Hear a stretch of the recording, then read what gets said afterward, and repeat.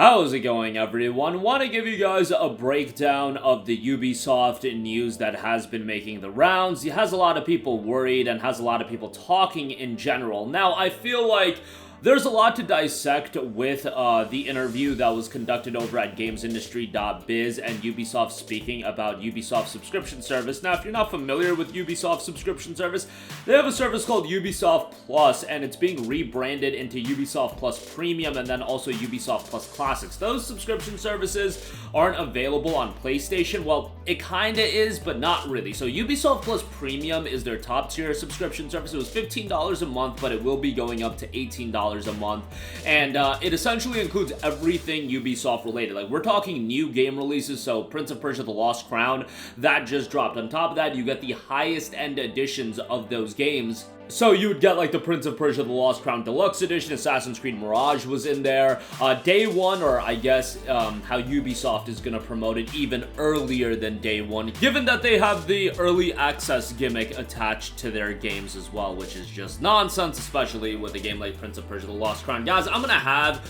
like a childish meltdown every time we talk about the early access gimmick, just because it infuriates me to no end, and I have to constantly in the GamesIndustry.biz post, and I get it, like, that's how Ubisoft promotes it, but it's being referenced to you get new releases and some even early to subscribers, when, let's be honest, we know when we're talking about a game like Prince of Persia: The Lost Crown. Fantastic game, by the way. Ubisoft was nice enough to give me a copy of the game, and I absolutely loved it. Thought it was a great game, but come on, man. You don't have to charge for early access on that, and if it just is a promotional spin, like, I'm gonna call it out as I see it. But nonetheless, $17.99 a month. It's available on PC as well as Xbox, and you sign up and it works like Game Pass Ultimate, where you do get it on both platforms. Then there is Ubisoft Plus Classics on PC, $7.99 a month, and it gets you the back catalog of games, not day one releases.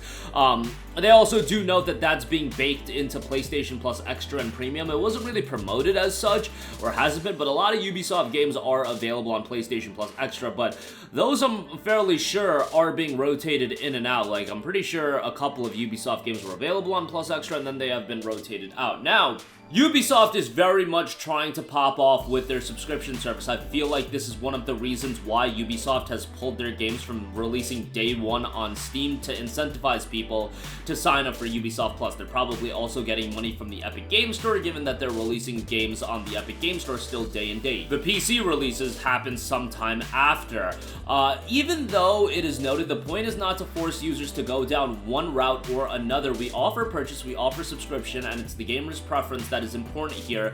We are seeing some people who buy choosing to subscribe now, but it all works. I feel like if Ubisoft truly felt that way, they wouldn't be doing what they are as far as their Steam releases go, but we'll see. Maybe that's just the case of, you know, a lot of other publishers have pulled their games from Steam, ultimately came back to Steam. Activision Blizzard titles, I mean, Call of Duty games for a while weren't available on Steam, but that is a cause for concern. But the biggest element that people are dissecting is, one of the things we saw is that gamers are used to, a little bit like DVD, having and owning their games. That's the consumer shift that needs to happen. They got comfortable not owning their CD collection or DVD collection. That's a transformation that's been a bit slower to happen in games. As gamers grow comfortable in that aspect, you don't lose your progress. If you resume your game at another time, your progress file is still there. That's not been deleted. You don't lose what you've built in the game or your engagement with the game, so it's about feeling comfortable with not owning your game. That is the element that a lot of people are sticking to and dissecting. So let's talk a little bit about that. First of all, there's always been the debate, and that debate has been heightened over the last couple of months, last 6 months or so,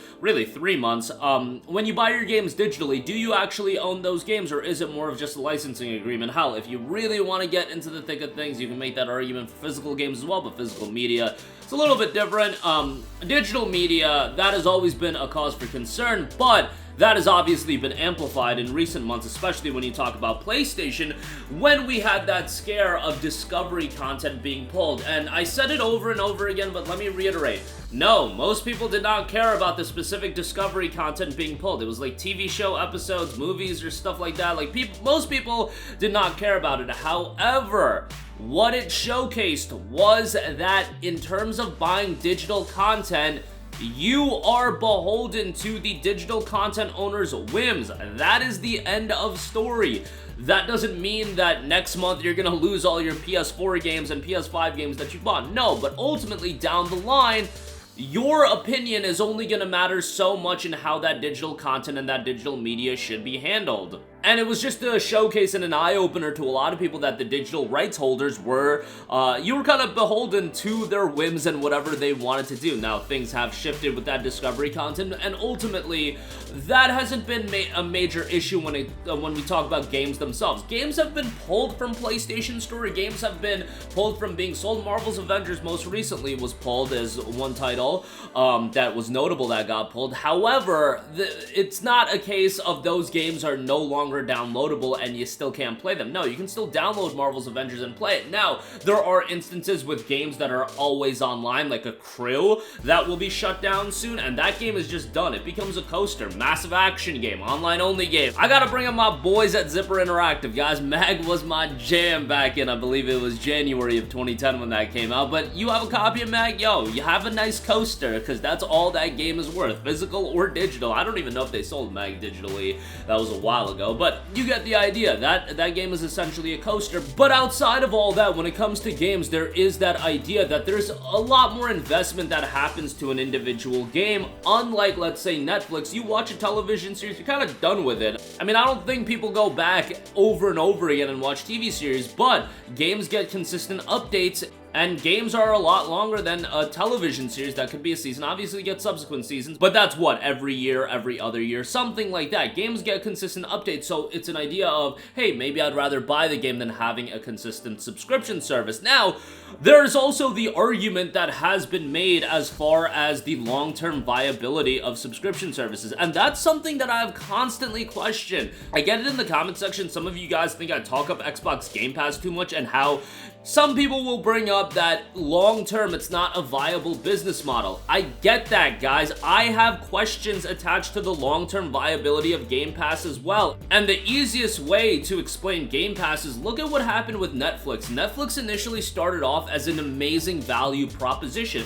You can make the argument that it's still an amazing value proposition, but what it initially was, like the $7.99 or $9.99 a month, a plethora of television shows, and it was so worth your subscription, and a lot of people canceled their cable TV. But what ultimately happened? Oh, you had so many other players get into the subscription service and television streaming, movie streaming business that now you have your content splintered through so many different subscription services. You got Netflix, you got Peacock, you got Hulu, you got HBO Max, you got AMC Plus, and you have so much content splintered through it. And it's kind of crazy. Like, I'm not too well vested with what shows are on every platform outside of, you know, the major stuff, but I wanted to rewatch Walking Dead recently, and I signed up to the trial of AMC Plus.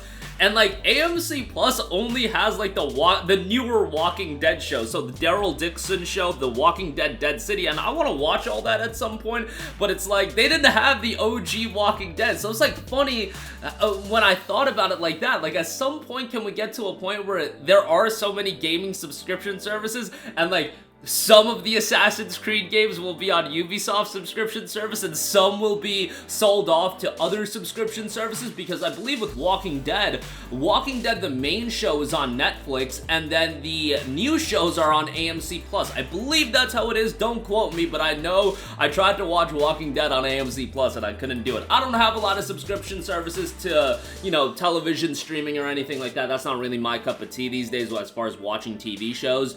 But you get the idea as far as splintering content. That hasn't necessarily happened to a great extent with gaming yet because there is so much investment into the buy-to-play model. Not everybody's going the subscription route. In fact, over at Larian Studios, it was noted by Swen, whatever the future of games looks like, content will always be king, but it's going to be a lot harder to get good content if subscription becomes the dominant model and a select group gets to decide what goes to market and whatnot. Direct from developer to players is the way to go. Much like Baldur's Gate 3, that was a self-published title by Larian Studios. That was direct-to-consumer. It was in early access for a while as well. And the argument can absolutely be made that is the way to stay. Now, what I have always said about Xbox Game Pass, and this is what I can say for fact right now. Yes, I can speculate and say that this is going to be bad for gaming in the long term, and maybe I would have a lot of evidence and a lot of support to back up that claim. Things like what happened with Netflix, things like development costs of games and how profitability will go with game subscription service, but that would be speculation on my part, and I couldn't ultimately speak on that with 100% validity and certainty. What I can tell you with 100% certainty and validity is the fact that Xbox Game Pass is an incredible value for your dollar. That's what I have reiterated over and over again on this channel when I do talk about Game Pass. I'm like, bro, that value for Game Pass is ridiculous. P3R on there, Palworld on there, Microsoft first-party games on there, although they try to get a little bit creative with things like every first-party Microsoft game has the early access gimmick baked into it, but for the most part, Game Pass is an incredible value. But I have questioned in previous videos the long-term viability for it, but that's all I can do at this point. I can question it, and maybe you can be of the mindset that, hey, all this evidence would back up the questioning of it and how this could be poor for gaming, but what I can tell you with 100% certainty is Game Pass is a ridiculous value right now for the consumer. Right now, in present day, as I am recording this video, this could change very quickly. The price could go up, value proposition could go down. That happened with PlayStation Plus, and that's why I'm down with PlayStation Plus more than anything. Price went up, value proposition went down, but that can happen with any other subscription service. Just because it happened with PlayStation Plus doesn't mean it won't happen with Xbox Game Pass, because at some point, no matter how much value you offer with any subscription service, you will hit a ceiling where you're spending so much money, you're trying to offer so much value, but at the end of the day, there are only so many gamers on planet Earth that you can get to subscribe to your service. So what happens after that? Oh, you know what happens after that. The price goes up. You try to get more money out of the people that you do have their foot in the door, and that's how you're gonna be profitable. When it comes to subscription services, ultimately, you have to be of the mindset that the price point is eventually gonna go up. Game Pass did go up in price. PlayStation Plus went up in price egregiously, and the value didn't go up at all.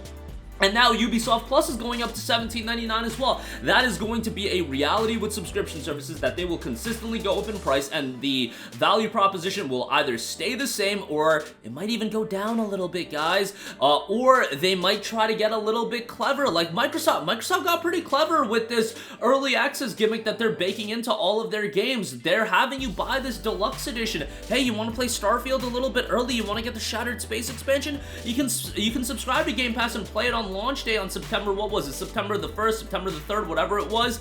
But if you spend $30 extra, oh, you'll get the Shattered Space expansion. Oh, you'll get to play the game a couple early. They're being a little bit clever with that, and don't think it's gonna stop there. They're gonna start being more and more crafty. Ubisoft with a game like Prince of Persia: The Lost Crown. I don't think people realize how ridiculous it is for a game like a Metroidvania to have early access. Is kind of wild to me. Like, I'm not gonna lie, that was kind of wild. A totally single-player game, and that has the early access gimmick baked into it, into a deluxe edition, but also into that subscription service to offer value through that subscription service. But who's to say at some point Ubisoft can be like, all right, we got a lot of people's foot in the door, but you want that additional content? We'll give you the base game. You want the super DLC version? You can spend an extra $5 for Ubisoft Plus Premium Super Deluxe, and that'll be $23 a month or $22 a month, so on and so forth. If you don't think every single company that's looking at subscription services is thinking about things like this, bring it to the table to maximize their potential revenue, then you are kidding yourself. In that initial period, they're gonna be very competitive in terms of getting your foot in the door. 99-cent Game Pass offers, free month trials, etc., etc. But ultimately,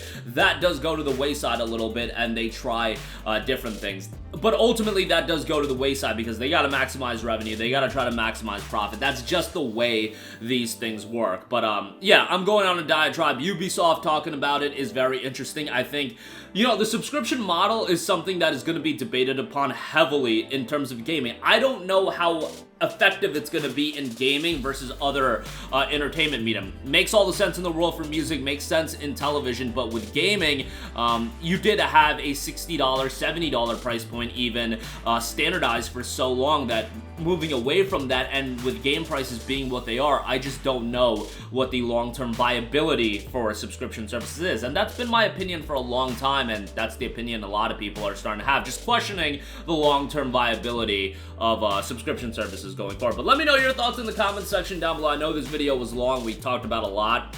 And let me also add this, Ubisoft, what they say is going to be dissected a lot, and what they said about getting people comfortable with not owning their games. But guess what? A lot of you guys buy digital games, a lot of you guys buy digital media. You're already not owning your content. Maybe not to the level of, let's say, what a subscription service is, but when you buy games on various digital platforms, your ownership can be questioned a little bit. But Ubisoft, because they don't have that much goodwill as a publisher right now, let's just be real, they're gonna be put under a microscope when they make statements like that, or, you know, quotes like that come out. But let me know your thoughts down below. As always, thank you for watching, and goodbye.